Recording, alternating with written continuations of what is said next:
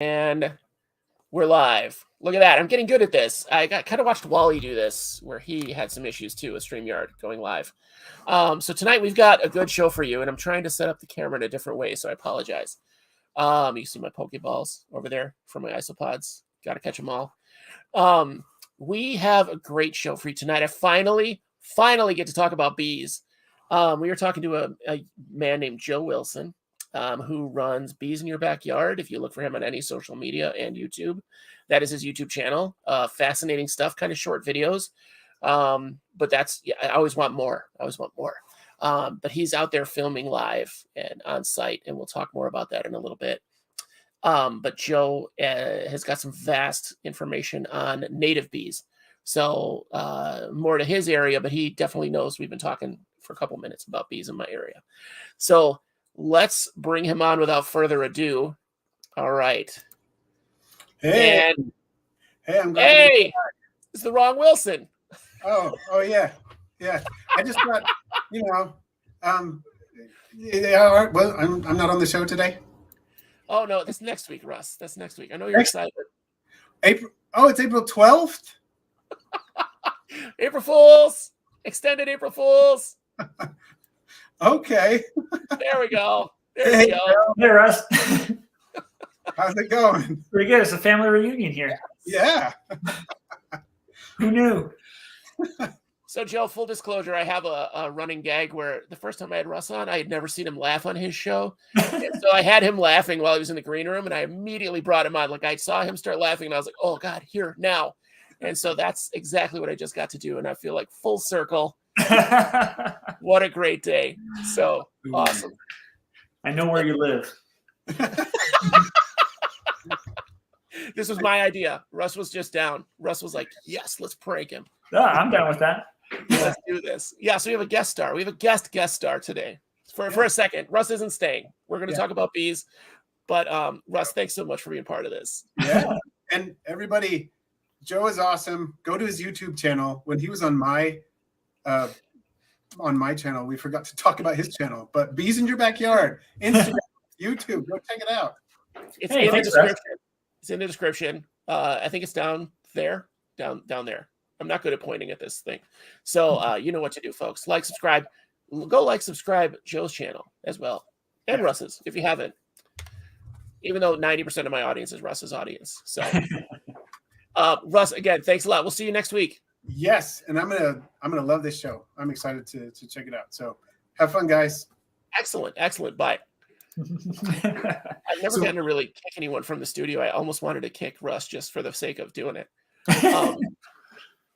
Just for the sake. One of those huge names. So, Joe, welcome to the show. Thanks for being a good sport with that. That was fun for me. Yeah. Guys, Joe didn't know that we had Russ on at all, which I'm excited for. I thought you'd be able to see him in the green room. I didn't know you couldn't see the green room.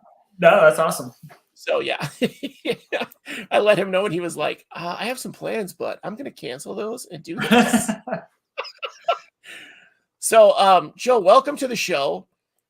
You've been dealing with bees for how long now? How long have you been doing stuff with bees? For about 20 years, actually. I started working on bees in college, and so I think it was about 20 years ago, 20 or 21 or something like that.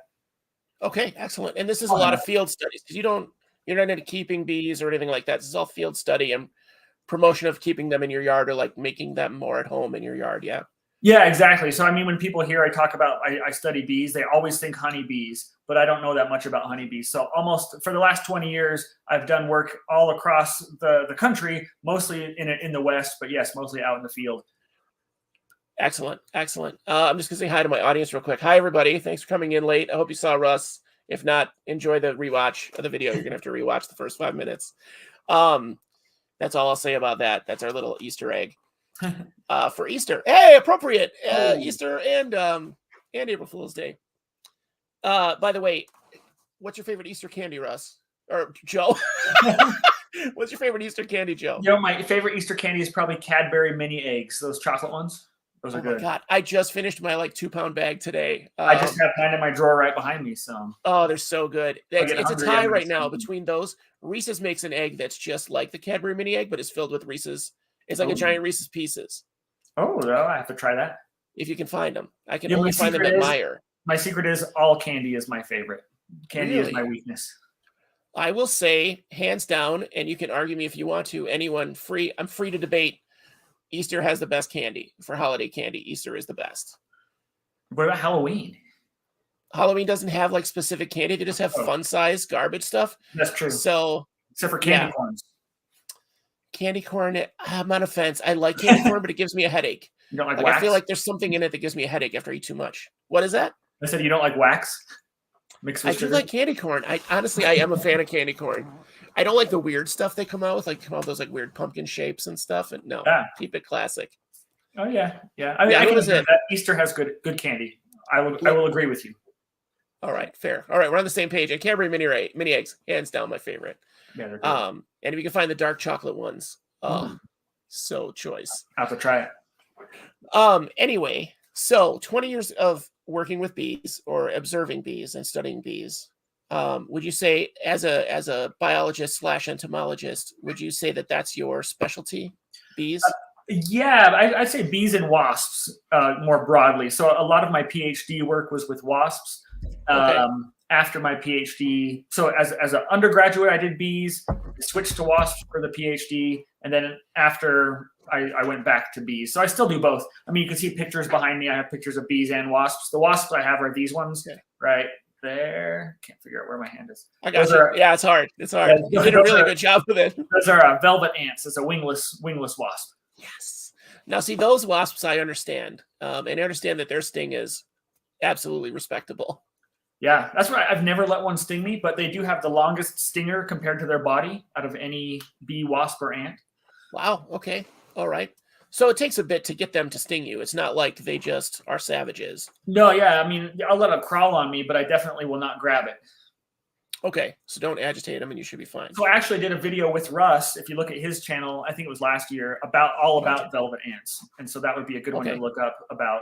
I mean, they're the coolest bug in the world. They're so hard that you can't really crush them. They squeak when you irritate them. They have a super long stinger. They're fuzzy. What's not to love, you know? They are fuzzy. They're multicolored. They're like Skittles with legs. So and a stinger. A savage, massive stinger. Apparently, I didn't realize it was the biggest one in the insect kingdom, like per body size. Yeah, biggest for their body size. Unbelievable, and they are not small, so that's respectable. Yeah. Well, now, I just keep regular ants. They're right here and right here. So, and I got sand in my hair because I adjusted them. So this is an aviary thing that I built for them. Ooh, for ants. Yeah, for carpenter ants. Oh, that's so then they walk this string down to this is their section. Oh, that's awesome. Yeah, wow, there's about 5,000 carpenter ants in this 30-gallon tank. That is awesome. With a queen and everything? They have a whole colony? Yeah. There's probably literally a quarter pound of pupa in there in various stages, eggs, larvae, and pupa. There's probably, I would gamble a quarter pound. There's 1,000 pupa in there at least. That is awesome. I mean, and I can see some of your viewers are saying ants are better, and I get it because the social structure and things like that. But man, velvet ants are super tough. I do want them. How many colorful ants are out there? But how many colorful velvet ants are out there? So I study mimicry in velvet ants. So Mullerian mimicry, they look like in Texas, the majority of them look the same. In the Mojave Desert, they have a different look. Down in Mexico, they have a different look. So we think of mimicry with butterflies, but velvet ants are the king of mimicry, I think. Really? Is it mimicry, or is it like well, I guess it would be just a different region that they're in. It's not like it's let me show you this. What's the word I'm looking for? Like coevolution? I think it's mimicry. There's some other stuff going on. So you can't really see the picture very good, but so here's some of the color forms you see down here. Oops, which way is my hand going? When they're orange and fuzzy, you see that often in the Western United States. In Texas, they're like half black, half orange. You have some of these white ones down in the Mojave Desert and so on. But so yeah, it looks like a mimicry kind of thing. I did not realize that they were regionally colored. I thought they just kind of came out random. Yeah, no, it's pretty interesting. Like those white ones, you've probably never seen the white ones because they don't live in Illinois. But down in Southern California, you see these white, really, really fuzzy ones. And part of that's mimicry. We also have some research that shows it probably helps them be able to be active in the heat longer. The white reflects the sun, and so they can stay active. That absolutely makes sense. I just love the adaptations that we get in insects. And so the bees, I know that there's some adaptations that we have here. So they're specialized. Native bees, would you say they're more specialized, or like I know bumblebees, well, from what I've read, bumblebees are like the workhorse of pollinators. Like they'll go pollinate anything and their bodies collect so much pollen just being around. But I don't know if that's true. Like, I don't know who the workhorse is. Are there bees that are just basically evolved to work into one kind of flower? Yeah, that's actually a really good question, because we think of honeybees that just go to anything. Like honeybees will even collect pollen from corn, which is a wind pollinated plant. Okay, all right. They just want pollen to feed their babies. But a lot of the wild bees, I call them the native bees because honeybees aren't native to the U.S. Okay, I got it. But so a lot of the native bees are specialists at various levels. So some of them will only visit a certain genus of flower. So like there's a lot of bees that only visit cactuses, which is not a genus, it's a family. But some will only visit sunflowers. But then other ones will visit kind of a smaller set of all the flowers out there, but they're still pretty variable. Like, so the sunflower family is Asteraceae, and that's daisies and sunflowers and things like that. So they will only collect pollen from Asteraceae, but they won't collect it from other flowers. So yeah, they have different levels of specialization, but it's something that if we don't recognize in bees and we think, oh, all bees like lavender, and so we plant lavender and we think we're helping the bees. The lavender, some bees like it, but some bees don't even recognize it as a food source. Okay. Is that more because I've seen studies on them recognizing colors or going to specific colors for food? Is that a color oriented thing, you think, or is it? It's actually a mixture of things. I have a colleague of mine that I write my books with, Olivia Messenger Carroll. She did her PhD work was on the smell of flowers and how the smell differs between like unrelated flowers and how bees interact with that. But so it's a mixture of things. Sometimes it's the color of the flowers or the shape of the flowers. A lot of times it's the chemical smells that their brains just don't recognize some of those smells. Okay, all right. I love you too, Pod Solo. Go ahead. Sorry, had one I love you show through that's going to get me every time. Sorry. So smells, colors, shape is obviously an issue too. Yeah. Some flowers I've seen. I saw a special a little while ago. All my information comes from like Discovery Channel and Animal Planet. It's usually pretty good. It used to be. Yeah. But they're set up to where the stamen, or I think it's the stamen of the plant, kind of curls over. So the bee has to go through, and as it comes out, in and out, it gets brushed with the pollen. Yeah, so, exactly. It does both jobs basically at once. So it's evolved to take advantage of the bee coming in, which I think is such a cool phenomenon that the bees and the flowers co-evolved basically to take advantage of one another. And it's because have you seen the Bee Movie, the cartoon? I've seen part of it. I haven't seen the whole thing. Jerry Seinfeld is the voice of the bee. A lot of people, when I give seminars, that's where they get their bee knowledge from. Not maybe the best idea, but there's a lot of misunderstandings in there. But anyway, at the end of the Bee Movie, the bees are like nice and they're pollinating the flowers for them or something like that. The reality is the bees are just stealing pollen from the flowers. They don't even care about the flower. And the pollen is trying to trick the bee into spreading the pollen between flowers. And so, there's this like almost like an arms race. The bee evolves ways to be more efficient at getting pollen, but then the flower evolves ways to trick the bee into accidentally spreading the pollen. So the pollen is like paying the bees for sex. Yeah, I mean, kind of. Got it. It's a prostitution thing. Yeah, you can think of it that way. Everyone benefits. Everyone benefits that way. It might be the first time you heard that. It just occurred to me. So I just wish they would stay out of my like soft drinks. But there's no pollen in there, as far as I know. Nothing good for you. So is it a bee or is it a wasp that goes to your soda? I would say 90% of the time it's a wasp. It's those garbage wasps. I call them that because that's the only place I see them is around garbage cans. Yeah. So those are like generalist wasps, usually paper wasps, and they'll eat anything that's protein, including your hamburger or your dead chicken or your caterpillar in your garden.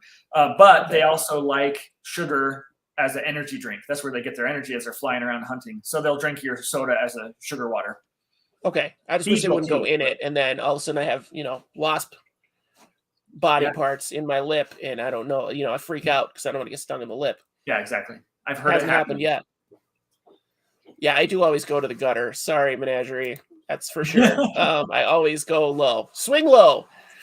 That's why I asked. Joe will tell you, I asked him before we came on, like, how's your sense of humor? Is it solid? I'm going to go ahead and cry about it now afterwards. Right? I'm never going on that show again. I know. Ross, like, what were you thinking? But some of your viewers are saying the bee movie is awesome. I do need to, at some point on my YouTube channel, I want to do like a commentary on a bee movie, you know, like watch part of it and say from a bee scientist, this is what's right. Oh, that's fun. I like those reaction videos where a scientist reacts or a lawyer reacts or whatever. That's what I need to do. I like those a lot. That would be really fun. I don't think it was a good movie. I don't think it was a good movie on any scale. The animation wasn't good. The voice acting was poor.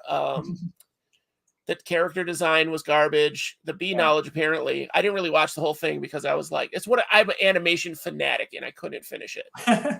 So, but I think it would be funny to watch. I would watch you watch it. Yeah, I got to try that. I just need to figure out how to do that without getting in trouble. You know, I think you can do it. You're not monetized. Are you monetized? No, I'm not. Yeah, go do it. I mean, you're doing it as a reactionary thing. People do it all the time. I'll try it. So I don't know what the legality of it is, but I know there's a lawyer guy who does shows and movies, and he plays the clips and then he reacts to it. Yeah, I should do that. Maybe he turns his see Isopod Freak. I know there's people that do it. So I mean I would do it. They don't make an isopod video, but I don't really have isopod knowledge, to be fair. There's an isopod in Bug's Life, right? There's two of them. There's two of them. Yeah, the twins. Oh, quick isopod question. I asked Russ this, and I've kind of been collecting it on my social media channels. What did you call them growing up? Roly-polies. Okay. I called them potato bugs. But okay. I've noticed there's some regional patterns to what people called them growing up. Did you know in Australia, do you know what they call them in Australia? No. Butcher boy. Butcher boy? I have no idea why, but a lot of people from Australia apparently call them butcher boys. Now, I will say I've never been afraid of a pill bug or a roly-poly until I saw a video recently of literally millions of them trekking across this patch of desert in Australia. Huh. This lady caught, and it's just a carpet as far as you can see of isopods. And wow. They don't know why they're doing it. They don't know. The ladies lived their whole life, never seen it happen. What is this? Or states? Slaters. Slaters is another one that you see in Great Britain and Australia. Or woodlouse is also common in Great Britain. I can see that. In Latin America, some people call them soil pigs, or the translation of soil pigs. I don't speak Spanish, so I don't remember what it is. I got to find out now. I have to ask my Spanish friends and see, like, what do you call these? Because every time I mention what I do, or that I have roly-polies, they're like, what are you talking about? Why would you keep those in your house? Cheesy Bobs? What? That's a good one. No one calls them Cheesy Bobs. Are you serious? Green Jedi Monkey does. He always brings up weird stuff, and I love it. I love it. He's a newer viewer, and he's fantastic. He brings up the craziest things. So can we go to the pictures? Are we good to go to the pictures? Yeah, let's do it. All right, let me try to do this again. Yeah. It's going to be weird for a minute, folks, so bear with me. So everyone knows I sent Josh pictures, a bunch of bee pictures early on. Yeah, these are all pictures taken by... Oh, good. We're starting with this one's my favorite. So this is the fairy bee, right? I don't see anything yet, but probably. Uh-oh. You don't see it? No. Does anyone else see it? Let me see. You should. Mine just looks the same. I see me and you.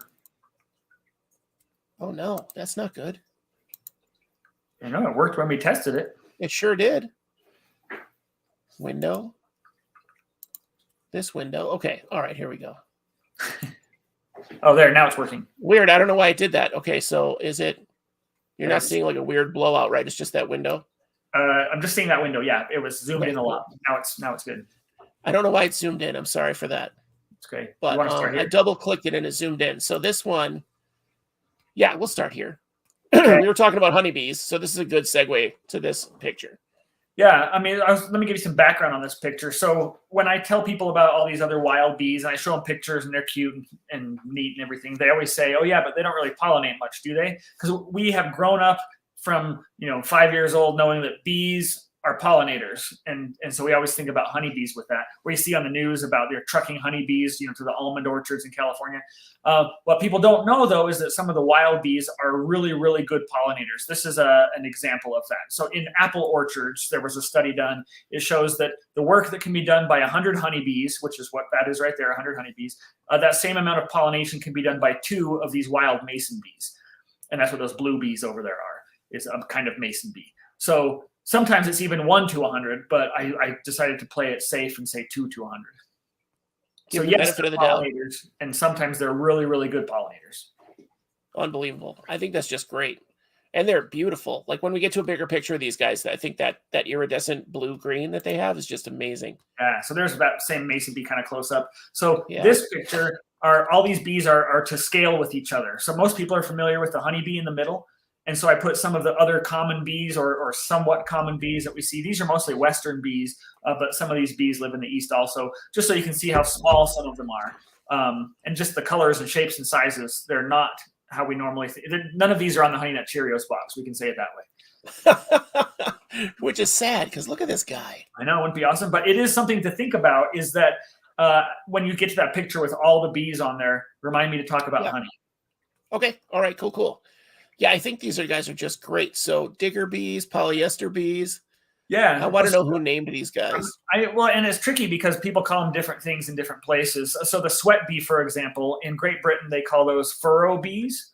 They nest in the ground, I guess in the furrows. But here we call them sweat bees because sweat bees often have a habit of landing on you when you're working out in your yard and then drinking your sweat.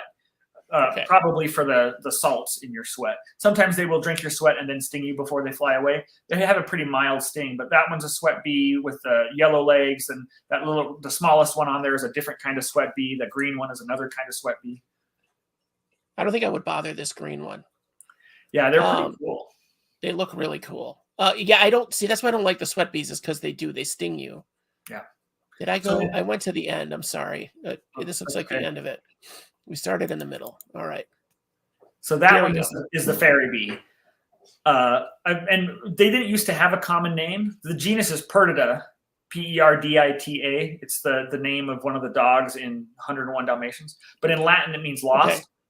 And so it could be because they're so small that they're lost or something. But on Twitter, when I first started doing social media stuff with bees, I asked Twitter, what should we call these cute little bees? And someone said, well, fairy penguins are the smallest penguin, so why don't we call them fairy bees? And I thought, hey, that is really fitting because they're so small. When you see them flying around a flower, they almost look like a shadow flying around a flower. Like I assume a fairy looks like. I've never really seen a fairy, but and they kind of fly slow and like flit around like a fairy. And I thought it was There's a fitting. One right there. There's one right there, Joe. Come on. And so this is on a quarter. So you can kind of see that is kind of a medium-sized fairy bee. The smallest ones are only 2 millimeters long. Wow. Okay. That's tiny. That's tiny. There's the mason bee. Yes, this is one of those mason bees. Look at that color is awesome, right? People keep when I show this to people, they say, "Oh, that's a fly." It's actually not. It's a bee, but you can see this one, mason bees and their relatives, they don't carry pollen on their legs like we normally think of a bee. They carry it on the underside of their abdomen. You can see the abdomen is those black thick hairs is where they put the pollen. And they call them mason bees because they use mud to make their nest, like a brick mason, I guess. Okay. I want to make some more awful jokes. I'm going to stop myself. All right. We're doing some good science here. All right. This is what I wanted to see. So these little towers, are these more mason bees? No, so this is a kind of a digger bee. This one doesn't really have a solid common name. Sometimes people call them cactus bees because some species will only go to cactus. Sometimes people call them mallow bees because some species will only visit globe mallow flowers. And some people call them chimney bees because they make nests, and sometimes they make these chimneys on them. Chimney bees. These are a weird one because they really like to nest in hard-packed soil. So I often find them on hiking trails. This is on a dirt road down by Moab, down by Arches National Park, kind of. Okay. And so they're all solitary bees. They live by themselves, but when they find a patch of dirt that they like, a lot of them will nest close to each other. So it's like a bee neighborhood. So each bee has its own house, and that's the front door is that chimney. But you can have hundreds of them within, a square meter. Oh, that's cool. So they're a little bit like bumblebees where they kind of have their own. They're not like a pack. Yeah, hive? bumblebees actually do have a hive. They're one of the only ones that do. Okay. Bumblebees actually have a queen with a bunch of workers. These ones do not. This is a single solitary bee that is acting as the queen and the worker at the same time. I'm learning stuff about bumblebees as we speak. All right. Okay, and this is a video of them. Oh yeah, so this is that the same chimneys. nest aggregation, and you can see how they're just flying around. Nothing much more to say about it. Wow. And these guys are about the size you like your thumbnail. Is that maybe a little bit smaller? This one's maybe the size of your pinky fingernail. Oh, okay. So they're not big at all. This video No, kind of makes them look bigger. There's not anything for scale. Yeah, I know. I should have put. I don't know what I would have put in there. I don't know. Your pinky? My No. pinky, yeah. My pinky fingernail. No. I always use a quarter for some reason, but I have tons of pictures of bees on quarters. It's just I should have just put a quarter in there. Everyone knows what a quarter is. You know what I mean? Yeah. The size. That's a good ratio. Yeah. I just love it. I'm hypnoptized. My wife gets mad because we'll go to Arboretum or something, and I'll stop and see all the bees. Like I want to see the bees pollinating. I don't want to see the flowers. So fun. Here we go. So this is the biggest bee in North America, next to one of the smaller bees. The bigger bee this is a Carpenter bee. In the east, the Carpenter bees, their middle section is blonde, so it looks like they're wearing a blonde sweater. But in the west, they're black and shiny like this. So that's one of the biggest bees. It's just slightly over an inch long. And then that's a different kind of fairy bee that's standing next to it. So cool. Yeah. Now, how do you train them to sit on a quarter like this? I just ask them really nicely. So my secret, my trade secret, and I'm giving away trade secrets here, is I often will chill them in my cooler in like a plastic jar. For a couple minutes, because when you chill them, then they don't move around as much. And so I will chill them, and then I'll dump them onto the quarter and hurry and take some pictures. That's funny. I was going to ask if you find a way to cool them down, because I know that they get. I was fascinated to find out 2 years ago in my yard. I was sitting outside with in cooler weather. It was evening, and we had sunflowers planted. And all of a sudden, I noticed out of the corner of my eye, I just happened to notice there were things in my sunflowers, and they were bumblebees sleeping. In the sunflowers, so 5 or 6 of them, and so we would come out every night to kind of check on them, and they'd be out there. So I guess if they get caught out, what I was reading is if they get caught out and their temperature drops, they'll sleep in a flower for the night. And so next time you see, all of you that are listening, in the summertime, one of the bees that really like sunflowers, they're called Longhorn Bees. They're a little bit smaller than a bumblebee, but they're still fuzzy. But the males have really long antennas, like a longhorn beetle kind of. So they have these long antennas, and all of these solitary bees, the female is the one that digs the nest and collects pollen and lays the eggs and does all the work. The males, all they do is they mate, and when they're done mating, they have nothing else to do. They don't help with the nest, they don't help collect pollen, and they don't have anywhere to live. And so male longhorn bees will sleep in groups in the sunflowers. Sometimes there'll be like 20 of them in one little sunflower, and they just kind of huddle together and sleep there until the next morning comes so they can look for someone else to mate with. That's probably what I'm seeing then. Might Bachelors. Yeah. Bachelors. See, because they did. They were smaller bumblebees. They seemed like they were about the size of like a nickel or a quarter, maybe. Yeah. A little bigger than a nickel. And out in Illinois, you have some bigger longhorn bees that are kind of black. Okay. So it could have been some of those too. Well, there you go. See, I'm learning. So on this picture, you can see, I think I sent you, do you have the other one of these? If you click it one more time. Let me see if the other one came through. There we go. It's a little bit bigger. I'm looking to see if there's any longhorn bees on here so I can show you. So there's that bumblebee down at the bottom left. Yeah, just to the left of that. See how there's the bee with the longer antenna? Yeah, this guy? That's a kind of longhorn bee. Or to the right of the bumblebee, there's a male and female longhorn bee right next to each other. Yeah, those two that you're pointing at. Okay. So the male will be the one that sleeps in the flower. So the male's just kind of like homeless. Yeah. And I'm assuming they have a much shorter lifespan.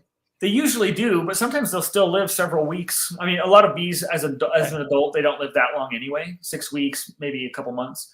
And the males will live a little bit shorter. I promise you, as soon as that Mason bee large picture came up, that 503 menagerie, I can't see comments, but I promise you she commented like, how do I get a nest of those in a tub? She wants to keep these. Mason, I don't know who that is. I'll look through the comments here. Who was it? Who should I be looking for? 503 menagerie. 503 menagerie. That rhymes. I don't know when we put the Mason yet. She said that the Longhorn bees are F-boy bees, which is hilarious. Yeah, all male bees are, right? So if you do want to, though, those colorful mason bees do nest in your yard pretty readily. They nest in hollow cavities. So in nature, they find an old tree stump or something that a beetle has burrowed into. So there's just like an empty hole from a beetle, and they will build their nest in there. They'll line it with mud and make it nice, their little house. But if you just put out, you can buy them online, but it never works as well. But you can put out like a bundle of paper straws, and you seal the back up with like tin foil or something. They will make nests in those paper straws. I use reeds. There's an invasive reed out here in the West called Phragmites, and it's by the waterways. And I cut it down and bundle them together and make a nest. I call it a bee hotel, but it's a nest spot for those mason bees. That's fantastic. That's a great idea. I've seen those with the tubes. They're like bamboo tubes or something up against. It looks like a little house. You buy them. Yeah, exactly. I've never seen bees in them, but I've seen all my neighbors have them. Yeah, the store-bought ones don't usually work as well. There's something crawling across your screen, just barely. Yep. Speaking of ants. Oh, that's awesome. I have an escapee. Jumped down from it. Oh, she's gone. No, they fall. They're really, really awful at it. So I probably lose a dozen a day. I've tried to make it very easy for them not to fall. So I don't know that it's worked. So anyway, let's get back to bees. All right, so there's the Carpenter bee. This is the biggest one. And that's the one that I was saying that I got stung by. So now, is this the garbage wasp up here in the top right? So these are all bees. That one those are all bees. Right, okay. That looks a lot like a wasp. That's actually called a cuckoo bee, one of the many kinds of cuckoo bees. Okay. So if you're familiar with cuckoo birds lay their eggs in other birds' nests and then leave. And so then the host bird raises the cuckoo bird without knowing it. Cuckoo bees are similar. We call them kleptoparasites. So they will sneak into the nest of a bee when that bee isn't home, and they'll lay an egg. When their egg hatches, it kills the host baby bee and then eats the pollen that was left for it. So they're not nice guy bees necessarily. Crazy. I mean, it looks like a wasp, and I'm not a fan of wasps. I know that's your specialty. I don't want to talk trash about wasps. I hate them. But ever since I had one fly up my shirt as a kid and sting me repeatedly in the soft underbelly, I haven't been a fan. Yeah, I can understand. So then what is this wasp-looking guy right here? So that's another kind of bee. That one's actually an invasive bee from Europe. It's called the European wool carder bee. That's a male, and so it's territorial. So see those thorns on the back of its butt? Yeah. It will actually fly in its territory that's patrolling to save flowers for the female. It will grab other bees and try to stab them with those thorns.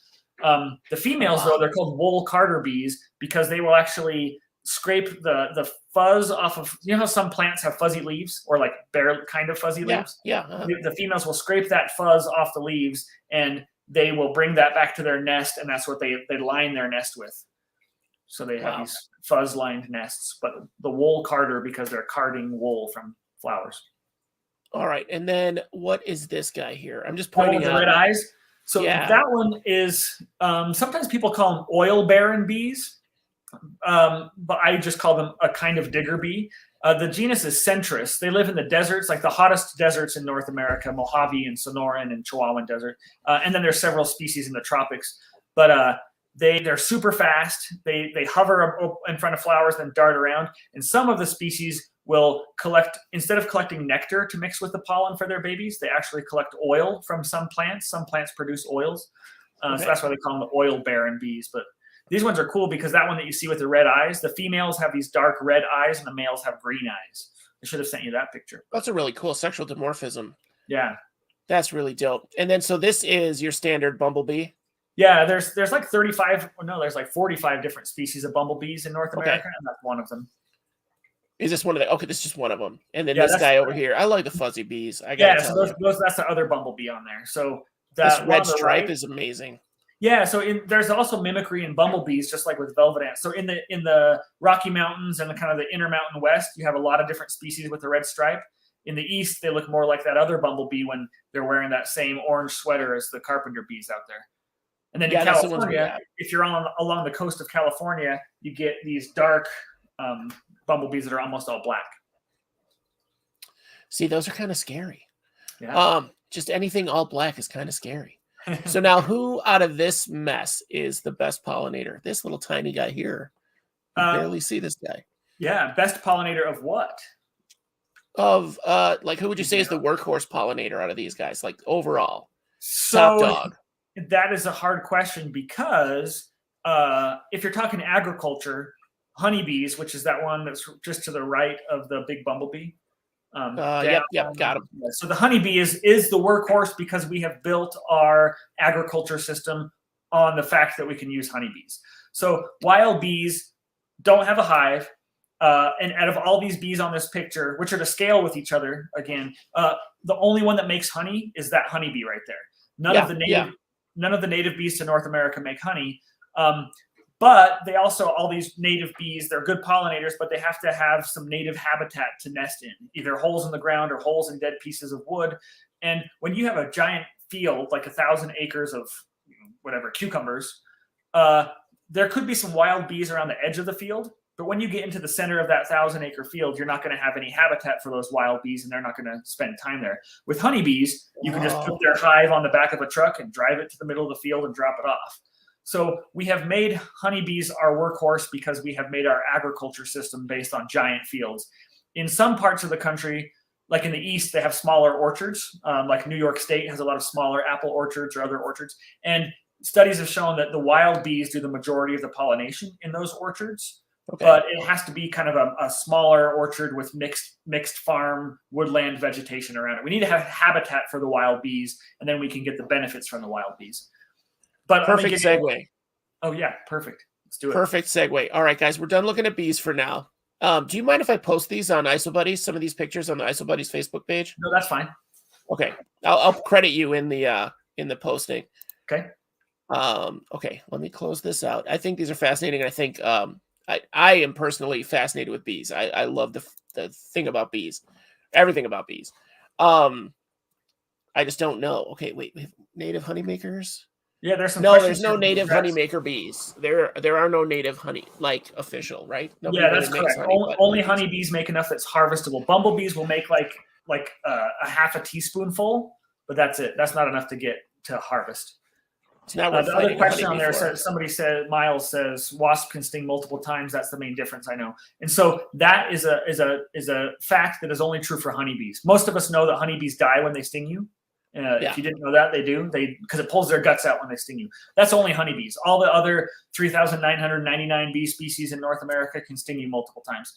But most of them don't sting you very often because it's not worth their time. They don't have a big hive to protect. So, I mean, I can sit 2 inches away from a bee's nest with my camera and it just ignores me.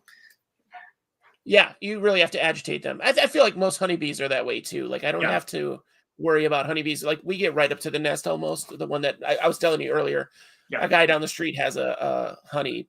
He has a beehive that he put in his yard, and it's literally a foot from his fence that you can walk by on the sidewalk. So I don't think it's a good spot for it. Yeah. But they've never even come close to bothering us. They land on you and everything, but a lot of these things, they won't bother if you don't bother them. Like I feel like wasps, if you get too close to their nest, you're in for a hurt. Just kind of being in the area. Honeybees can do that. Like if they feel threatened, they'll send out workers to sting you, and wasps will do the same. The main difference is, and someone asked, what's the difference between bees and wasps? Wasps are predators. They hunt. They mostly hunting other insects, so they're good for your garden because they kill the pest insects. But because they're predators, they're slightly more aggressive than bees are. And bees are herbivores. They eat pollen and nectar and feed their babies pollen and nectar. Someone says technically bumblebees make honey, but not a significant amount. It's actually technically slightly different. They basically just store a little bit more nectar. It's not the same thing as honey. It depends on who you ask. Most bumblebee researchers I know don't call it honey. Okay. What's this? Africanized honeybees, still a huge problem. In the 80s, it was killer bees. We'd heard about killer bees. Yeah. So the backstory is there's lots of different varieties of honeybees.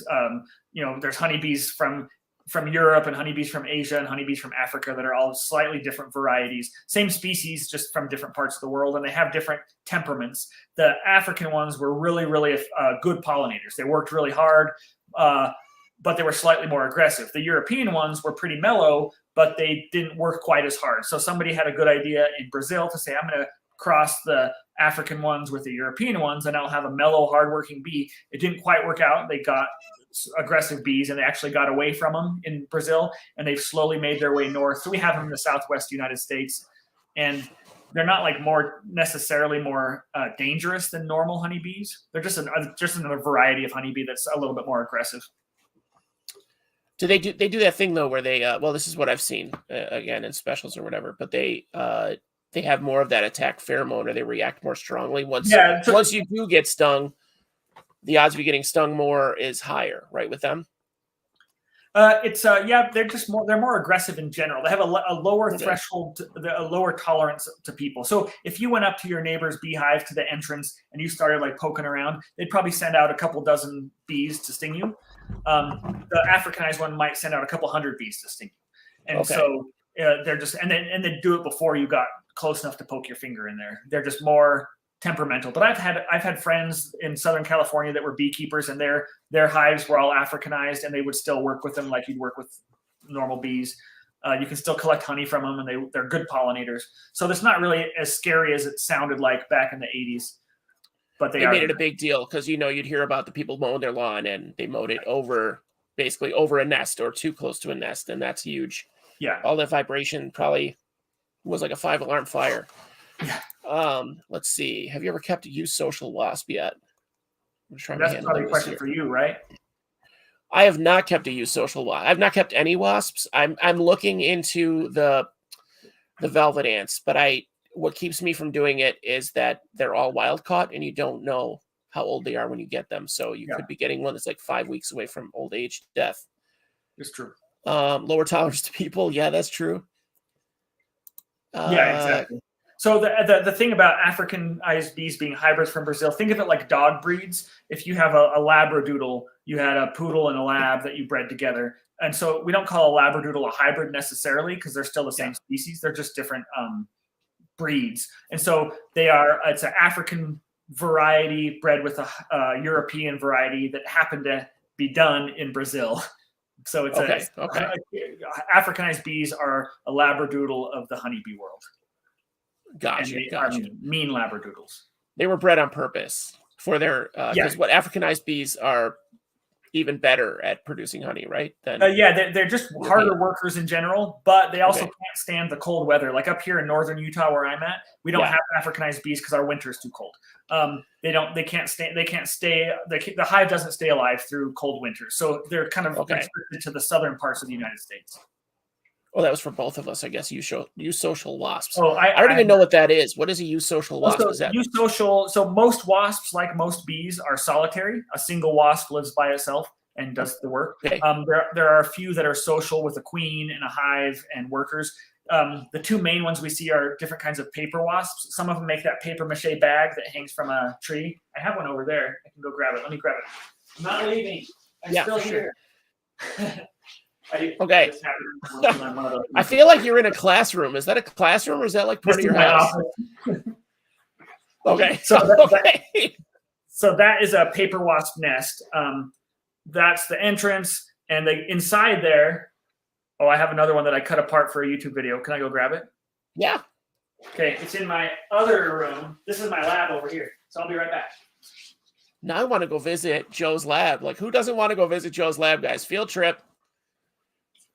Isobuddies field trip. Yeah, I should have taken you with me. So that's the outside of the nest, like we saw. I cut it in half with a bread knife, and so inside here is I actually can take it out because it kind of broke. But so inside here we have these nest cells. They look like honeycombs, but they're made of paper. And inside these ones that are capped are growing wasps. You can kind of see right there. These are dead now, of course, but that's the wasp pupa before it emerges. So a eusocial wasp. Eusocial means there's a queen and different jobs that different workers have. Okay. And so that's a common kind. The ones that are at the paper mache bag, those are like yellow jackets or some of their relatives. And then there's the other kind that you see that just look like that up under your eaves. They don't have paper around it. Yeah. And that's another kind of paper wasp. They're also eusocial. So the queen is the mom, and then the workers are all the daughters. That makes them eusocial. Okay. So I should probably try to leave wasps alone this year if I. But no, you should. So they make this paper. by chewing up pieces of wood.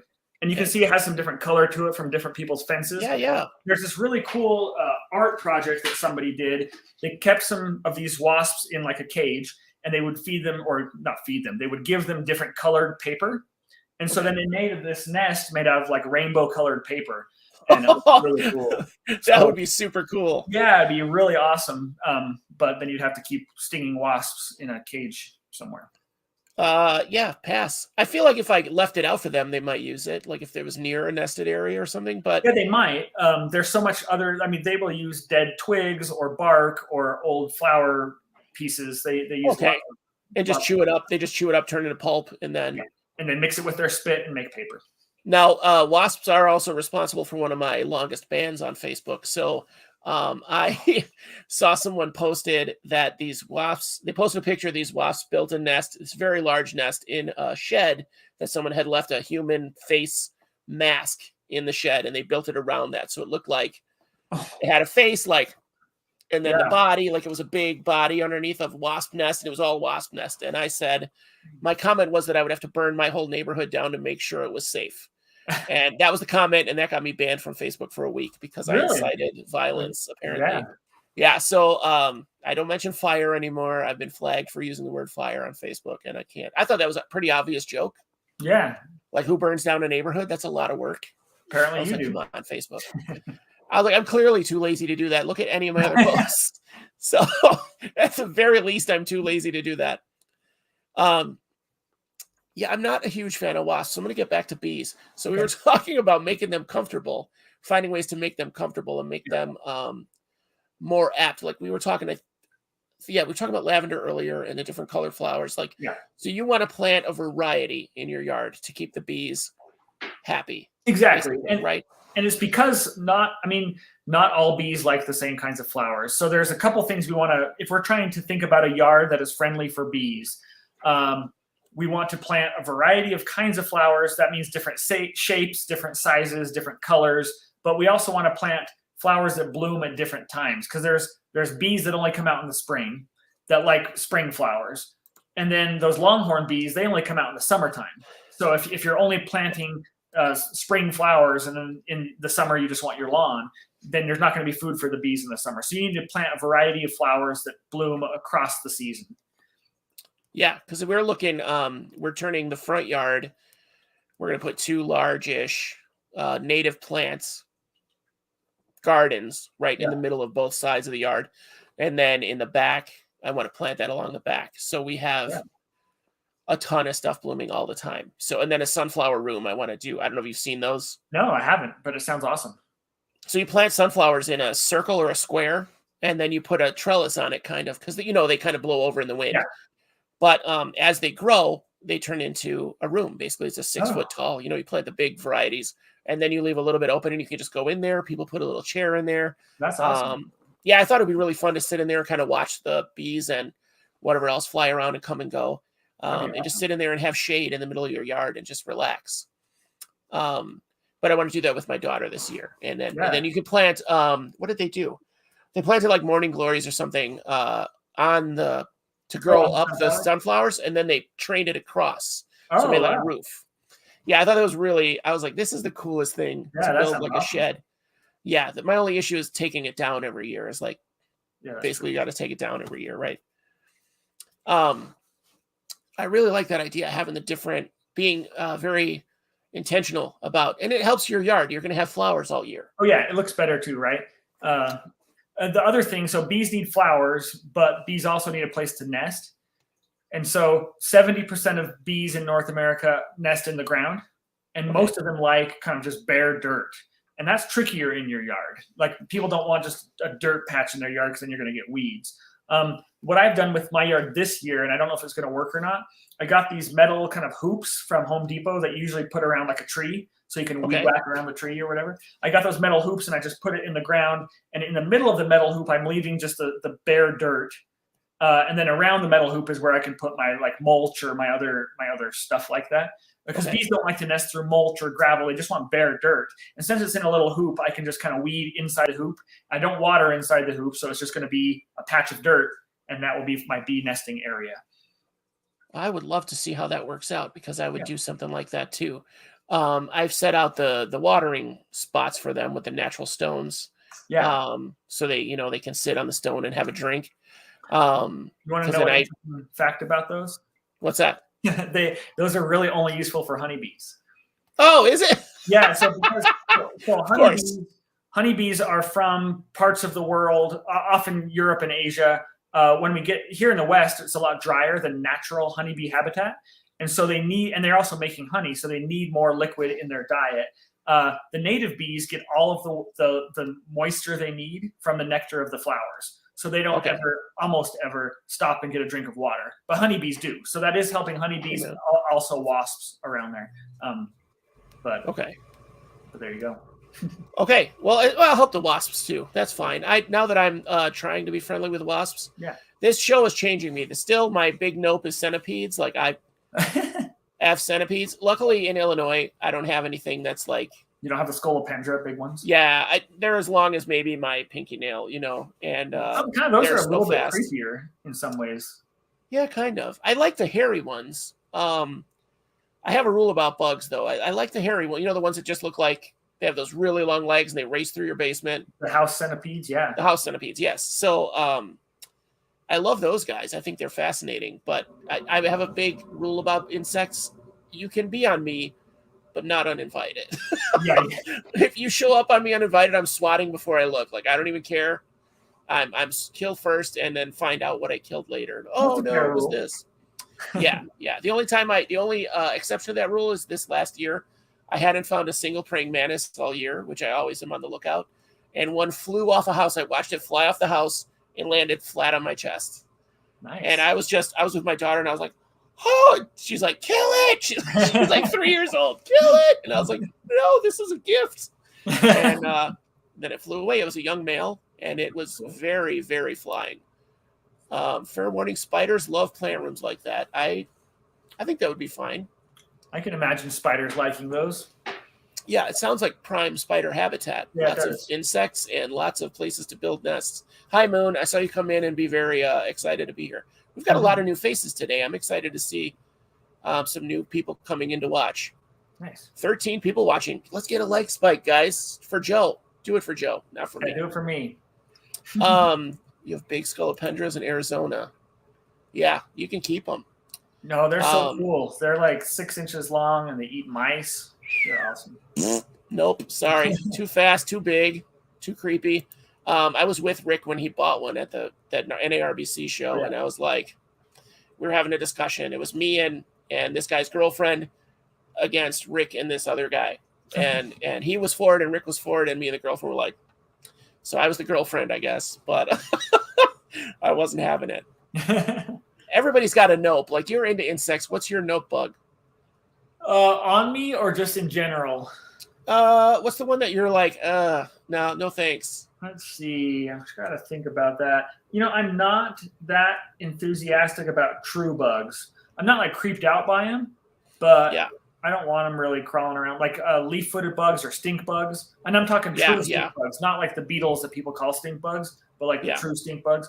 Yeah, I don't really like those. I'm not creeped out by them. Maybe I don't have a lot of cockroaches in Utah. I don't have any that I can think of where I live. But I don't like being in a house with a lot of cockroaches. Does that count? That counts. Yeah, especially since I found out if you step on a cockroach to kill it, it may be a pregnant female, and you may be going home with roach eggs on your shoe. Oh, gross. And good luck. So don't do that. Don't stomp a cockroach. That's my advice. I worked in a restaurant that was littered with cockroaches, and it was terrifying. Not terrifying, but it was disgusting is the word. Yeah, disgusting. That is disgusting. House had a ton of spiders in it. All right, Victor. Victor's new. Welcome to the show. 3-foot centipedes? What? Let's see. No, that's not it. That'd be pretty long. I just read about one that's kind of aquatic, like semi-aquatic, that is a massive Chinese, I think. A centipede? Yeah, China or Taiwan. It's massive and semi-aquatic. Like, it can dive minutes to go after prey. It just got discovered in some river. Wow. Last year, the year before. It's this really pretty green. full disclosure, it was a pretty green, terrifying green. But anyway, I'll have to look that up. I see a lot of people that don't like earwigs, and I can agree with that, but they don't creep me out that much as maybe some other things. I can't really think. I'm not really that creeped out by most bugs, though. I don't know why earwigs creep me out. I saw a video of someone keeping them. I want to say it was Ants Canada. And I was enticed to do that because the ants love them. When I caught them this year, ants are crazy about killing them and eating them.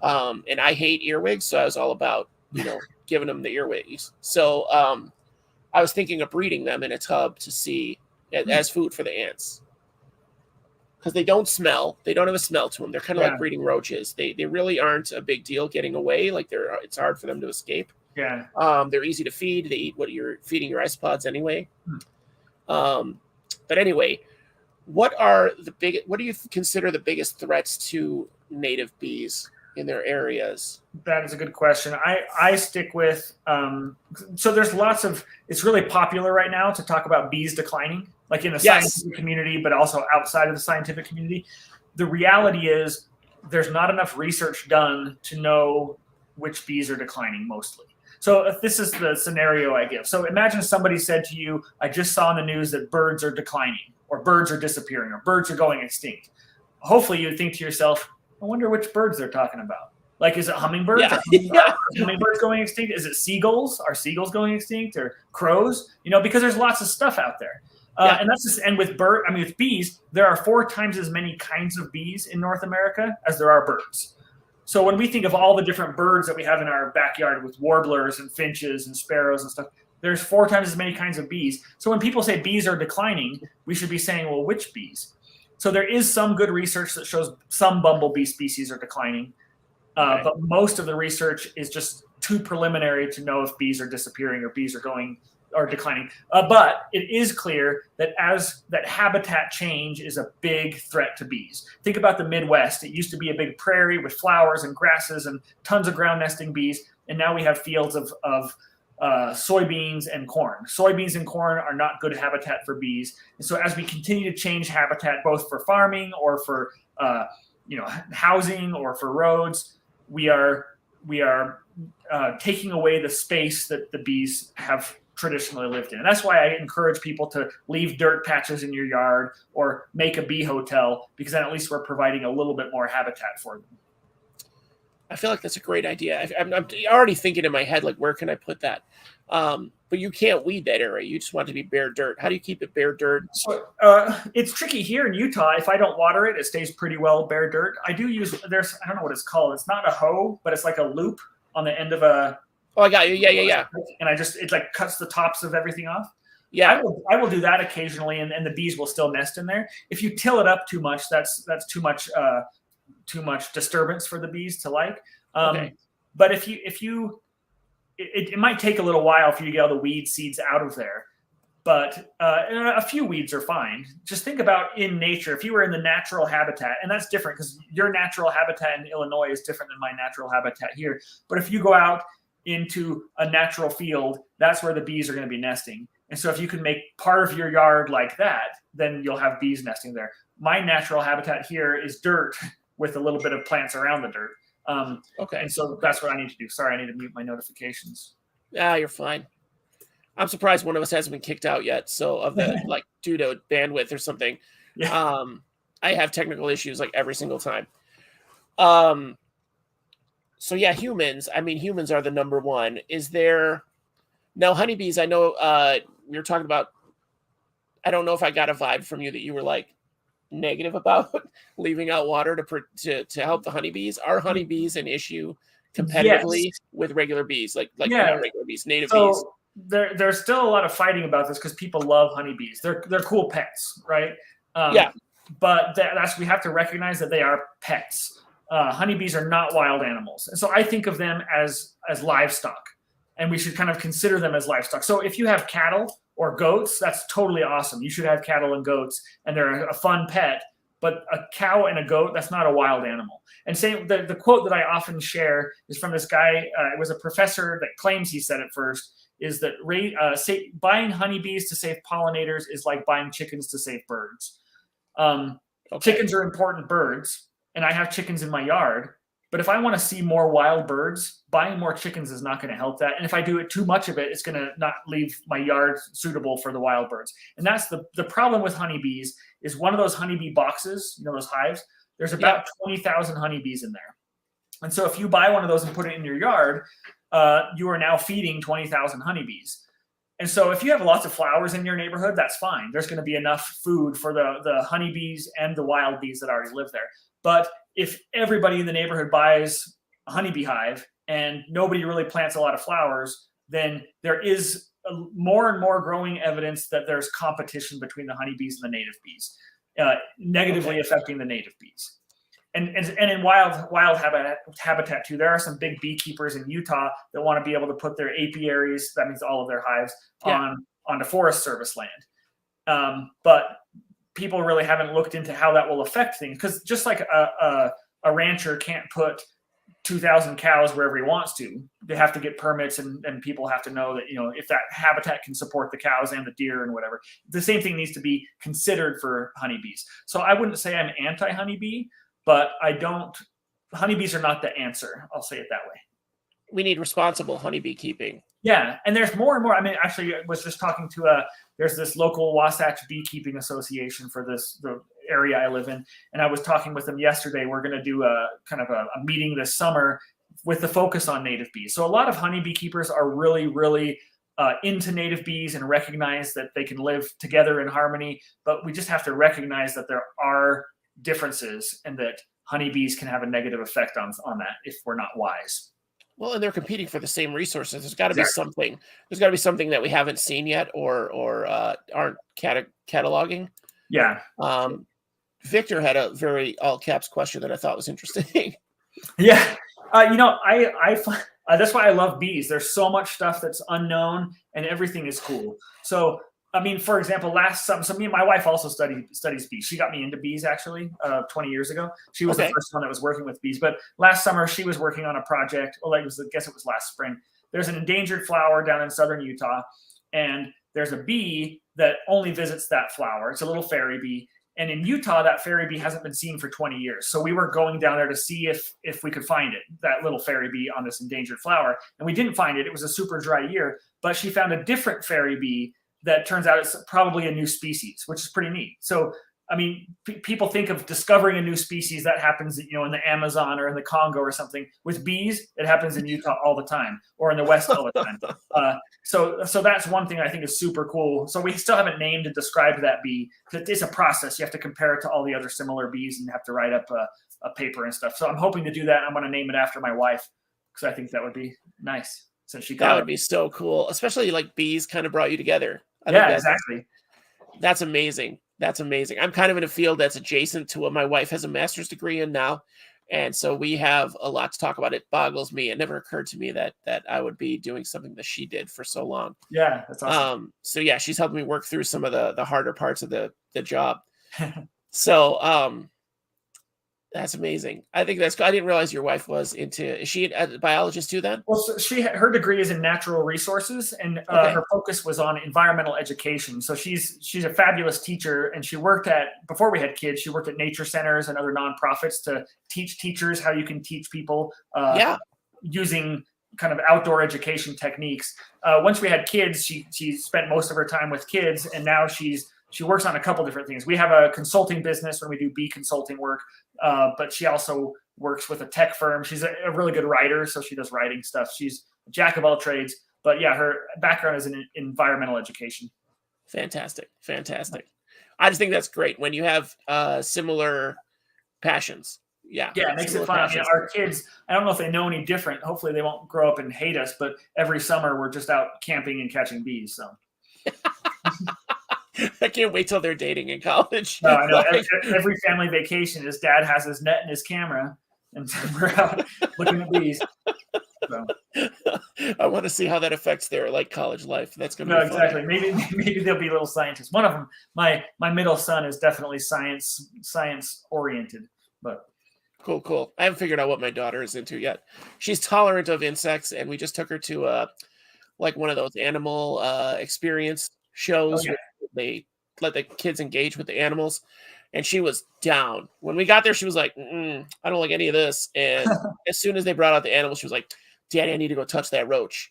Daddy, I need to touch that snake. And I was like, go with those other kids. Elbow a kid if you have to.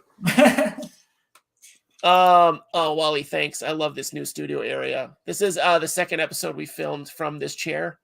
I wish you guys could. I should have filmed moving this chair down here to the basement because it didn't fit. There's a big gouge in my stairwell because I was like, F that, it's going. So you're going to make it. Yeah, there's a gouge in the drywall. Early on, there was a comment about your chair that somebody wants one like it. So this is a 20-year-old chair. It was at my mom's house. She got new chairs, and we took her 2 old recliners. This one doesn't rock, but I put casters on it. It's got wheels now. Ooh. Just so I could have it down here in the basement and be able to move it around. Because there's not enough space for me to move out of here. I have to move the chair out of the way. So it goes like right here in this little pocket.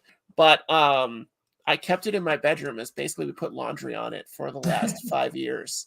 And I wouldn't let my wife, because I knew my wife would destroy it because she just like throws herself into chairs. And she kind of destroyed the other chair. It's like not the same. And so this one has just been pristine for 5 years, basically in storage. And I'll tell you, I come down in my break. I have an hour break at lunch, and I set my alarm on my phone, and I just lean back and nap. Nice. It's the best. And I get to be surrounded by all my stuff. My very first, where is it? This is my very first Isopods logo. That's awesome. The very first version it's filled with Ophi's Spider-Verse photos or little stickers. Sorry. Yeah. So do you keep any insects? You keep velvet ants? So I catch velvet ants and keep them alive for a little while. I used to try to. I'm not a chemist, but I wanted to learn about their venom chemistry. So that was my excuse. But now I just catch them and sometimes keep them alive. I have one alive in my little cage right here on my desk, but generally I don't, because I'm gone so much during the field season, which starts like right now. Yeah. That it's hard to keep anything. We had a gerbil, but it recently died. So now we are officially petless, I think. I have lots of plants. Gerbil. Yeah, it's easy. It's easier because like if I keep them at my office over like Christmas break, I'm not here for 20 days or something, and so that's rough. Okay. And then in the summertime, we're often gone 3 weeks at a time here or there on long road trips or other things. And so yeah, I don't keep much for very long. That's such a responsible. I feel like that's a science mind as well. Like I don't have the time or the energy to keep this. I'm just not going to. Well, that's even when I was young, I always wanted pets, but I didn't want. My mom said I didn't want pets. I wanted specimens. So I would have lots of cages, and Russ did too. Russ is my cousin, but we would go out and catch lizards, and I would keep the lizard for 3 weeks, and then I would get sick of it and let it go again. But I remember once I bought a lizard, like from the Boy Scout book or something. You can order an anole, Carolina anoles. And I bought one, and then after a couple months, I was sick of it. And I'm like, now what am I supposed to do with it? Like, I can't let it go. Yeah. I think I'm not in Utah, giving it away or something. So yeah, I like specimens to have for a little bit to watch, and then I like to move on. I feel like I do get bored. We're gonna have that's gonna be an upcoming video with Wally Kern. We're gonna do a video about that whole topic. Oh, cool. Keepers. It's gonna be keepers versus collectors. Oh yeah. So okay. So Rick from Ophi Spider-Verse had a question. Are there any real bees that we can buy like to propagate in your yard? So let's see, how do I want to say this diplomatically? My preferred method is to create habitat in your yard, and I am very much a if you build it, they will come mentality. Okay.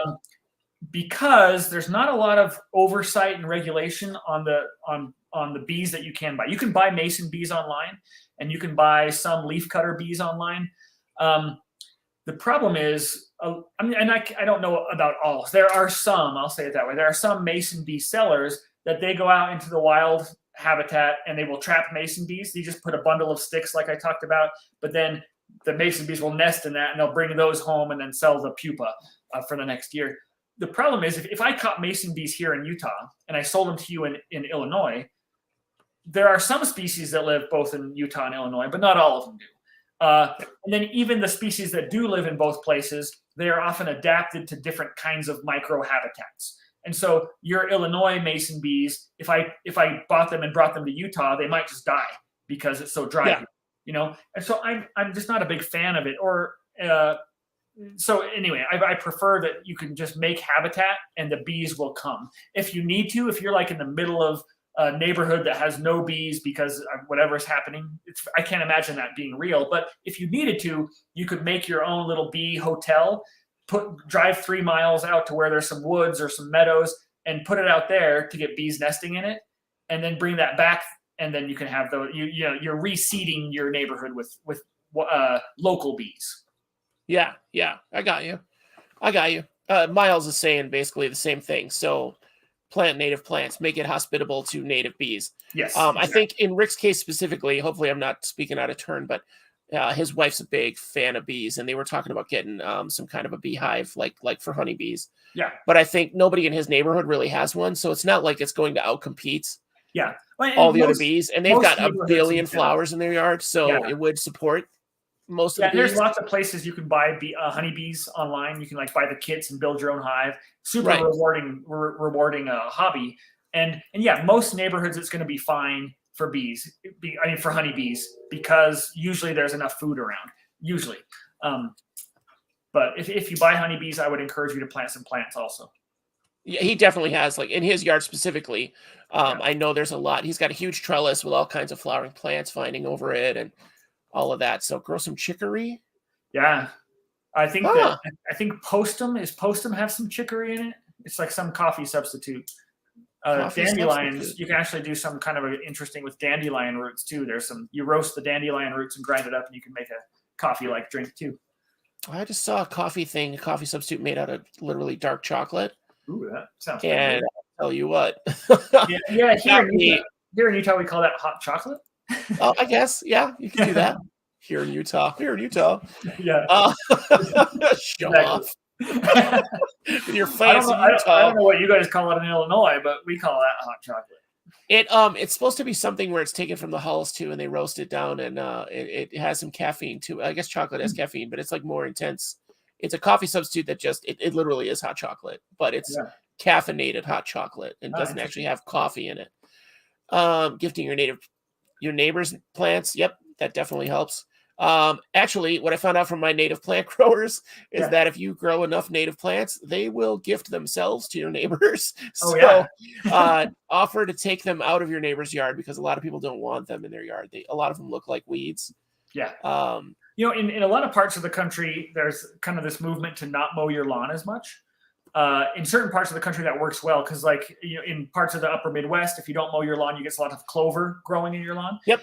That's actually great bee habitat. And clover's attractive to many kinds of bees.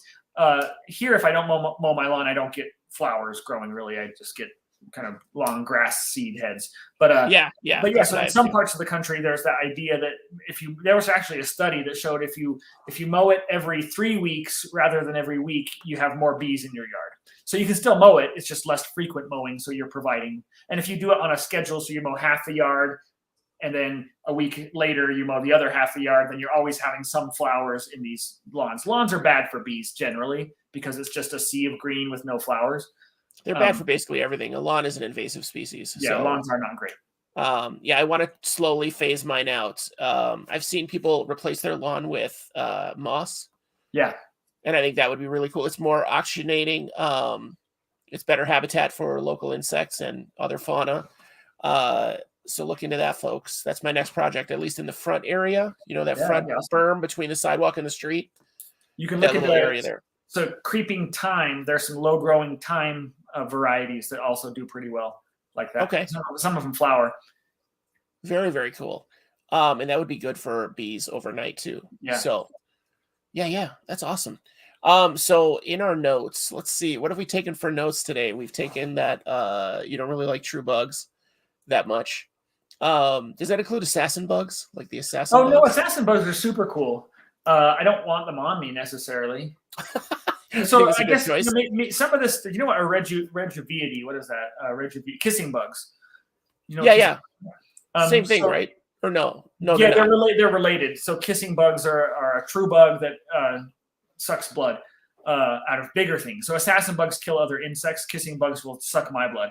But I was in graduate school. We did this trip down to Texas, and we were catching velvet ants. And my fellow grad student, he had his own tent, but the zipper didn't work.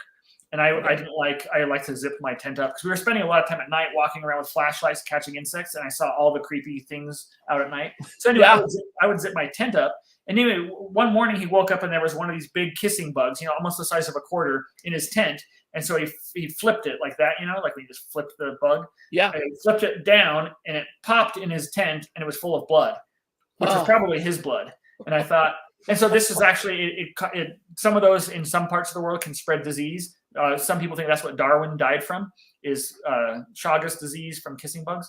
But anyway, so I don't really like those. Wow. All right. But yeah, yes, I think I'm going to do. Bugs are cool. Assassin bugs are cool. I am going to do the moss under the trees. I think I'm going to try to do that this year and promote clover instead of my grass. Yeah. Because I just hate the grass. It's so much high maintenance. So we learned plant local flowers, make your yard hospitable to bees. The more flowers, the better. Variety is good, and seasonal variety as well. There's a good question on here. Are dandelions good for bees or not? So I actually did a YouTube video about this because I hear people say all the time, plant dandelions because they bloom early in the year and they're good it says they're important food sources for early bees. And so I went around my neighborhood when the dandelions were blooming and I started filming and saying, okay, how many bees are on the dandelions? And there wasn't that many, but on the willows, there was lots of bees. Even some of the ornamental willows, not the non-native willows. But so dandelions can be a good food source for some bees, but I don't. It's not as good of an answer as clover. Maybe I'll say it that way. It's a mixed. It's a mixed solution. Dandelions are not native; they're invasive. I guess clover's not either. A lot of the clover's not. But so dandelions, I prefer fine spring blooming native flowers. Like willow. A lot of the shrubs or trees, even maple trees, bloom early, and a lot of bees will visit maple. So instead of thinking about little flowers, sometimes in the early spring we have to think about trees or shrubs, and they are really helpful for bees. Dandelions are less of an answer. Okay, all right. They don't hurt though. Doesn't hurt to have them around. No, it doesn't hurt to have them around. But you don't necessarily need to go buy dandelion seeds and plant them in your yard to save the bees. Yeah. West Vancouver, and so that's a good point, is that the bees that do visit dandelion, they're usually the generalist bees that will visit anything. Okay, the guys that are just like whatever, and they're probably fine anyway because they're going to take food from something. Yeah, exactly. I love that whole thought. I love the idea that we don't know that honeybees, but we can common sense think that honeybees kind of outcompete the native bees for, what's becoming finite resources. Yeah, exactly. So and there's a lot of studies in the last 2 years that are confirming that assumption. Okay, that's one of those fair things like lightning happens. Yeah. So. I tried. Lightning is a myth. So I tried to explain that to my what was the thing that I read? I don't know the scientific basis of it, but like lightning is still a theory because it can't like reproduce it. So, because my father-in-law is very creationist and he's like, oh, it's just a theory. And I'm like, well, lightning's a theory, bro, but you admit that happens, right? So settle down. Dandelions are native, but you don't need to plant them. They'll show up on their own. That's true. I let mine go. I just let mine grow. So I don't really care for them. So I think it's great that you get to do all this stuff, but that's your life passion and you get to do. Oh, it's so fun. My job is the best job ever. See, and that's just it. Like I was saying in your videos, it shows like you're doing your job while you're off work. So yeah, exactly. That's amazing to me. That's the kind of job that you want, right? Like I never dread going into work. Right. It's not work. It's your life. Like this is my life. This isn't work. Yeah. This is just what I do. Exactly. It's so fun. So do that, kids. Everybody watching this right now is probably old, but go out and do it. Yeah. Chase that dream. Love your book, Joe. Look at that. Yeah. The librarian loves your book. Here, let me do some self-promotion here. This is one book, Bees in Your Backyard. Nice. This is like an overview to bees in North America. Talks about all the different genera here. This year, I have a new one Common Bees of Eastern North America. It's more of a field guide. And so Okay. anything east of the Rocky Mountains, and it has, like more, oops, I didn't open the page, more field guide like stuff of how to identify the species. And then one Brand new more, book. this one I did with a friend of mine that's an illustrator. Bees are the best. So this one's obviously a kid storybook. But the idea is, so this is a honeybee, and she's named Honey, and she thinks bees are awesome because they're like her, and they have honey and they make a big hive. But then she goes out into the world and meets other bees like this bumblebee. And she realizes, she starts to this green sweat bee, and she realizes, wow, bees are not all like me. And so she meets all these other bees here, and then she realizes that bees are the best because they're all different and awesome, not just because they're all like her. And then, so that's social. It's a long book. And then at the end, it has the characters in there and some fun facts. Oh, I gotta pick that up for my daughter. Pick that up for my daughter. Yeah, we need. Menagerie wants to know when's the West of the Rockies. Oh, so that one we actually just turned in our manuscript. For the Western Bees, we turned it in the manuscript at the end of January. It's with reviewers right now, so they review it. We need to make changes. We are hoping by the end of this month we will finish all the images for the Western one. It's hard because in the Eastern North America has about 700 species of bees. Western North America has like 3,000. And so to try to narrow it down to what we're going to talk about, it was hard. And so, but anyway, the Western one should be out. I think it's slated to be published. These are Princeton University Press. It's supposed to be, I think, spring of 2023. Okay. And then we have a Velvet Ant book, too, that we are turning the manuscript in about 2 weeks, and that should be 2023 also, a Velvet Ant field guide. So I've been busy. This is a good little, Julian Anderson says that her kids absolutely love that book. Oh, nice. So the easiest place to find it is on Amazon, if you can find it there, because I sell it through Amazon, but I also just sell it on my website. Everything's Amazon. So, yeah, that's where I got Oren's books. We had Oren McMonigal for the Isopods on a couple weeks ago. Oh, yeah. Rick's going to have to pick that book for Ophi. Because you guys are Isopod people, there's a little, I guess you could call it an Easter egg in here. Let's see if I can find it. Little Isopod Easter egg? Yeah. See this little guy right here? Let's see if I can find my camera. Oh, God, he's so tiny. The traveling rubber ducky. He's holding a little bandana on a stick. I think there's one closer of him. He's homeless. Yeah, he's a homeless wandering isopod. The idea, there's another one of them right there. Oops. Crawling He's around. a tramp. That's hilarious. So the idea was, and we never really got through it, is because we were talking about the different names of isopods, and we thought that'd be a fun book to talk about all the different names that people use for him as he travels around the world. But yeah, well, these idiots that do all these isopods, let me just throw out some idiot slang at them. So they came up with it. There's a zebra. That's a black isopod with white stripes. Okay. So somebody isolated them where they have yellow stripes. Ah. So what do you think they named it? You're a bee guy. What do you think they named it? Well, if the first one's zebra, I would have said it was a tiger, but it's not that. It's a wasp. It's a yellow zebra. It should be a bumblebee. They're idiots. Yeah, that would be. They named it a yellow zebra. I was yellow like, zebra? Guys, what? There's no such thing as a yellow zebra. Oh, so dumb. Whoever did it, and they're expensive, and I want to get them and breed them like crazy and sell them cheaper as bumblebees. And so then bumblebees will become the thing and just phase that guy out. It has a ring to it.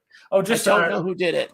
An interesting, the way you can tell me and my wife are nerds is because, so we have 3 kids, 2 boys and the youngest is a girl. The 2 boys grew up calling them isopods. They didn't call them roly-polies or pill bugs or potato bugs.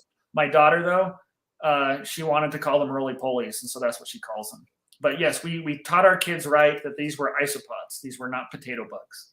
The youngest kid always gets away with what they want. So, yeah, my daughter knows they're roly-polies. I think I just couldn't make her do that. I was like, no, they're roly-polies. Let her be cute. Yeah, but, I know it's cute. It wasn't. I think it's fun. My son said it, but I think it's fun that it's isopods for your kids. That makes sense. It's cool. That is cool. Because they do become little us. They come like half of us. Yeah. So if mom's a bug nerd and dad's a bug nerd, I mean that's they're kind of set in stone already. Yeah. There is an amber bee isopod. Yeah, but there's no such amber bee. Like there's no amber bee, is there? I don't. Well, there's bees that are amber colored, but most bees actually don't have common names. It's too hard. Okay. Well, I mean, there 4,000 species. Yeah, exactly. Sometimes there's common names applied to a whole family of bees, like hundreds of species, but most of them don't have much. Roly-poly is a good name for them, except for those ones that don't roll and pull. Yeah, that's a pretty limited. That's kind of why I like the Armadillidium is they're roly-polies, like they roll. Yeah. So the other there's a lot of other branches. I think those are more the woodlouse. That's exactly what I was where just you have about to say. woodlouse. That's what I always kind of understood as a kid is these ones are the roly-poly or pill bugs, and these ones are the woodlouse that don't roll, and they're like fast. Yeah, potato bugs. Those were the ones we thought were like potato bugs. Yeah. Or woodlouse were like the Porcellio, Dilatatus, those guys. Roly-polies are the Armadillidium, like the ones, you find. Yeah. My poor neighborhood has billions of them now because I started with native caught and then those exploded. After a year, I had thousands of them. So I just released them. And I was like, what are they going to do? Churn more dirt? Like, what's the problem? Yeah. And so for weeks, I would go out after a rain and it would just be roly-polies everywhere. And I was like, oh, I might have wrecked my neighborhood. Oops. Just car accidents. But anyway, we're getting on to where it's probably very late for you. Yes, it's getting late. It's almost bedtime. All right. I really appreciate you coming on. I could talk for 6 more hours, but hopefully we can get you on again at another point or a bee cohort of yours. But definitely, I think you've sold at least a few books tonight to me. So like I said, I'm fascinated by bees, but don't know any like legit facts. So it'll be really good to get into that. And definitely, I think you've promoted a lot of my audience, at least, to make their lawn in their area into a more native friendly habitat. That's my goal in life, is to get people aware of these bees so they can just do these small things to help them. Well, and my goal in life is for people like you to get their message out to at least my 200 people in my audience. There you go. So to at least the 30 people that are going to watch this. Yeah. So, that's awesome. But I really appreciate you coming on. I really appreciate you taking the time. Like I said, we've been looking for a bee person, or I've been looking for a bee person to come on the show since I started the show. Yeah. And I think people are just shy about it. But I really appreciate you coming on. Guys, check out Bees in Your Backyard on YouTube, Instagram, Facebook, wherever. Amazon, apparently. Check it out. So Joe Wilson, ton of stuff. And you've co-written some books too. So yes, these books are all written with other people. So okay, all right. And I have posters like these. Let's see, bumblebee poster, and then I have a other native bee poster that you can't see right now. But I'm gonna have to find your store, and then I definitely want a bumblebee poster for the easiest place is the studio. BeesInYourBackyard.com is the easiest place to find everything there. I don't sell my books there because Amazon sells them cheaper, so just go to Amazon. Okay, I'll definitely be putting it on, putting the link onto the description. Yeah. So BeesInYourBackyard.com, definitely. So again, Joe, thank you. Thanks for being a good sport about having Russ on. No, that's funny. I thought that was great. I just couldn't resist. I was like, that's weird. I saw your face. I was like trying to watch Russ because Russ was already laughing when I pulled him in. And I was trying to just watch your face, and I was like, "Oh, good, that's the surprise I wanted now." Well, it's funny too because I don't know how it works, how the StreamYard works very good. So I'm like, I don't know, like, what does it look like? He just clicks on random people and they pop up, or when you started laughing, I was like, "Okay, good, thank God, thank God." That was the reaction I was hoping for. Because Russ was like, "Oh, I don't know, his sense of humor. I don't know if he's going to take that or not." So I was like, "It's not bad." It's not a bad joke. It's not a mean thing. No. Anyway, thank you so much. I really appreciate it. I hope we didn't keep you up too late. No, you're good. Thank you. It's later for you, so. Oh, it is? Oh, I guess it's like 10 o'clock. Yeah, I stay up super late. So only 9 o'clock for me. I go home and wake up early and chase bees. Yeah, you're still at the office. So yeah, that's true. I still got to drive home. So, hey, have a great night. Yeah. Thank you very much. And again, I'll be reaching out to try to have you on again in the future. Okay, thanks. All that's right. Awesome. All right. Stay safe out there. Don't get stung too often. Yeah. Oh, I don't. Oh, perfect. All right. Thanks, Joe. Yep, bye-bye. Guys, that was great. I hope you learned as much as I learned. Joe is already gone.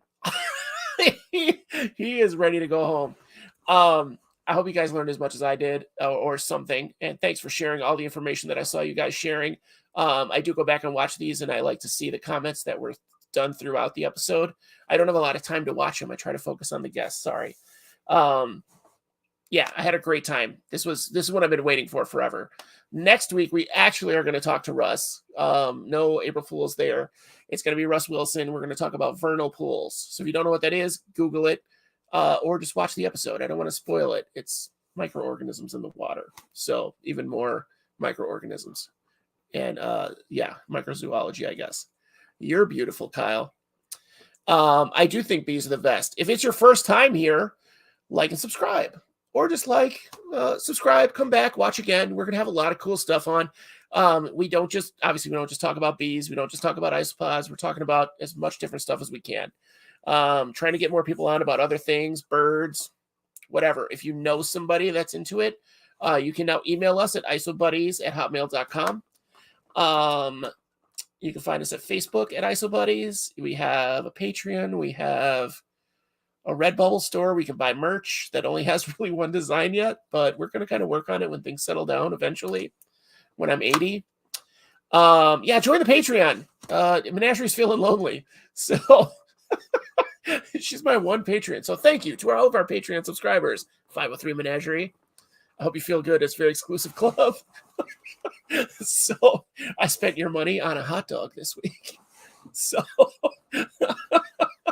no, we appreciate everything. I spent, what did I spend it on? Oh, hey, Isobuddies at Facebook. If you haven't seen it yet, if you're still here, we're going to do a custom build. Like I said, when we have Wally on, we're going to talk about keepers versus collectors.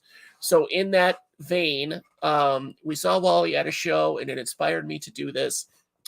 I'm challenging everyone to do a display setup for your isopods. I have several already. I'm going to do one that I think is going to be amazing for my Hoffman Segai because they are the best isopod that I have. Love you too, Ophi and Rick. So, did you see the California Raisin? Yeah, I need to put him up somewhere else. Yeah, I'm a big puppet fan. So I've been trying to work on a puppet blog. And he is a puppet. He's actually, you put your hand in the back and he moves. So anyway, so display setup for your isopods. I'm going to start posting on Isobuddies at Facebook pictures of my current ones. I have one right here, actually. This is for my blue pigeons. And it works so well because I haven't seen them since I put them in here. But this is just for my blue pigeons. And sorry, the lights are ridiculous. Turn off. So yeah, this is just, I sealed this with silicone. And then this is pretty well sealed here. But there's a vent on the top. So there's ventilation here and there's ventilation along the back. They can't get out. But they, like I said, I haven't seen them since I put them in here. There's about 10 in here. Well, there's one now. Okay. But yeah, this is what I would consider a display piece. I need to put some moss in here. I haven't harvested any yet, but I want to put some live moss. So this thing costs, I think, $8, and everything else in here is stuff that I had for other isopod enclosures. So literally, I threw it all together, and I'm going to go find some moss in my yard and put it in here too. So you can do it for cheap. You can do it for expensive. The tank that I'm going to build for the Hoffs is going to cost me about $60, $80 total. I already have the tank. I have all this other stuff. I need to buy some stuff to sculpt with. So I want it to be kind of a surprise. But I have other things. Like I had to buy clay. I want to make it very natural but unnatural. I don't know. You'll see. So anyway, that's the challenge. So post pictures. If you have it already, if you have one already, or if you're doing one, post pictures over on isobuddies.com by the end of the month, okay? And we're going to all celebrate those. I want us to celebrate our collections instead of just having them in tubs and cataloging them, I guess, or warehousing them, right? So get them out where you can see them and actually enjoy them. So do that. There's also a kids challenge. So if your kids want to build one, I want to do a kid style one with Lego. I've been meaning to do that for a long time. So get your kid to do one. Your kids are into it. Ovi's going to do one. I'm going to try to get Faith to help me build one. She's 4. We'll see if it works. Other than that, guys, yeah, Menagerie's going to do one. Okay. So other than that, guys, if you haven't, again, I know this went a little long. Like, subscribe, share this with a friend. Get some of your nerd-ass friends in here. So you know you have them. You know you have people that are into some kind of bug. We're going to be talking about all kinds of crazy stuff. Like I said, Wally and I are going to be talking about keeper versus collector. Russ and I are going to be talking about vernal pools. We have, Friday? This Friday, we have an episode where I'll be up at midnight to do an episode with a friend from Bratislavia, I believe. Oh, God, did I miss it? Where is it? Where is it? Where is it? No, it is. Woo! It's Friday. It's the 8th. So we're going to talk about termites at midnight, okay? If you want to show up, fine. If you don't, fine. God, I thought I missed it. So he's Slovakian, so it'll be a little bit of a language barrier, but it's 7 a.m. for him and midnight for us. So otherwise it would be flipped and I have to work. So, yeah, show up for that if you can. I know that's super late on I think it's Thursday, actually. Technically, it's Friday morning at midnight, so it's Thursday night. So I don't expect anyone to be here for that one. But please watch it in the reviews. Oh, that's my insurance card. You don't need to see that. So, and then next Tuesday, again, is Russ, and then Angela Winnick and Tanner are going to come and talk about roaches. And then on the 26th is Wally. Okay? And then we're going to plan some more stuff. We're going to have some other people on to talk about all kinds of stuff. If you want to see something, let us know in the comments. If there's something you want to see, and we'll get it. We'll make it happen. Okay? Get some requests in there. So I'll talk to you guys later. I could go on for another hour. So I'm all hyped up on Mountain Dew. So have a good night, guys. Thanks again for coming. Love you guys. All right. See you next week, or hopefully Friday. Hopefully we'll see somebody Friday. All right. Peace out.